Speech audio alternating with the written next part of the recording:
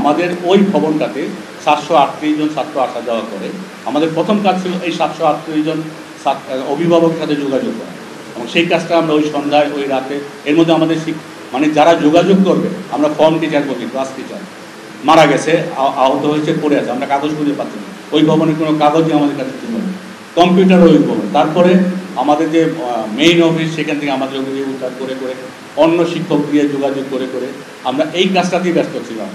আর হাসপাতালে আনা নেওয়ার কাজটা আমরা আসলে শিক্ষকরা দেখছিলাম, এটা দেখার জন্য আমাদের তখন প্রচুর এজেন্সি আমাদের ছিল।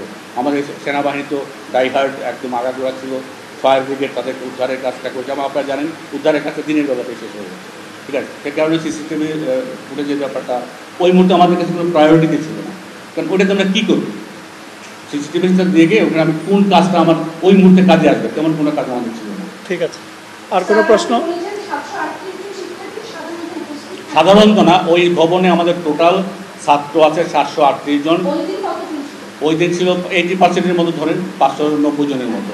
মাইলস্টোন ছাড়া কমপক্ষে 20টা শিক্ষা প্রতিষ্ঠান, বড় বড় শিক্ষা প্রতিষ্ঠান ইংলিশ মিডিয়াম সহ এখানে আছে, এই একটুখানি জায়গার মধ্যে।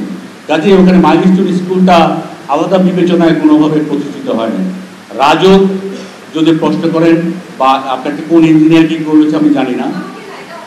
আচ্ছা, সমস্ত ওইটার ভিতরে যত রকমের শুধুমাত্র টিন শেড ছাড়া, টিন শেড করতে তো আর রাজুকের অনুমোদন লাগে না, আর সমস্ত কিছুই রাজুকের যথাযথ নিয়ম মেনে করা হয়েছে। বেবি চকের হাইট বিবেচনা নিয়ে করা হয়েছে। যদি আপনি আমার বেশি দূরে যাওয়া দরকার, মেট্রো রেলের যে দুটো ভবন আছে আমাদের দ্বিগুণ, কাজে হাইট যদি সমস্যা হয় তাহলে প্রথম হাইটের সমস্যাটা ওইখানে হওয়ার কথা। এবং আমাদের পূর্ব পাশে যদি থাকেন, পশ্চিম পাশে উঁচু বিল্ডিং নাই, ঠিক আছে, উত্তর পাশেও তেমন নাই, একটু দূরে আছে। এই পুরো এলাকাটাতেই আমাদের চাইতে আরো উঁচু ভবন আছে। না না, আমি বলতেছি যে কেন, কারণ এই প্রশ্নটা তো আসে না, যেহেতু এখানে এইভাবেই এই জায়গাটা গড়ে উঠেছে। এই পুরো এলাকাটাই হাই রাইজ বিল্ডিং দিয়ে ঢাকা, একদম আরো প্রায়। আর প্যাসেজের কথা, এরিয়া ফ্লাইং জোনের কথা বলেছেন, আমাদের স্যাররা এক্সপার্ট আছেন, বলবেন আমাদের নো ফ্লাইং জোন বলে কিছু নাই। নো ফ্লাইং জোন বলে, নো ফ্লাইং জোনের অন্য টার্ম, ওটা এটার সাথে এটা যায় না। এটাই যে আমাদের স্যার বিমান বাহিনীর স্যাররা বোঝায় বলবেন নো ফ্লাইং জোনের সাবজেক্ট। এখানে যদি নিচতলা হয়, মানে এক স্টেপ দিয়ে উঠা যায়, সেখানে কেউ থাকে না। আমাদেরটা আপনি খেয়াল করেন, প্রায় 2 তলা পর্যন্ত হাইট প্রথম ফ্লোরটাই। কারণ এটার অন্য কারণ আছে, এটা আগে নির্মাণ করা হয়েছিল অনেক নিচে থেকে, পরে বাবর দিয়ে ভরা করার কারণে নিচের তলাটা মাটির নিচে পড়ে গেছে।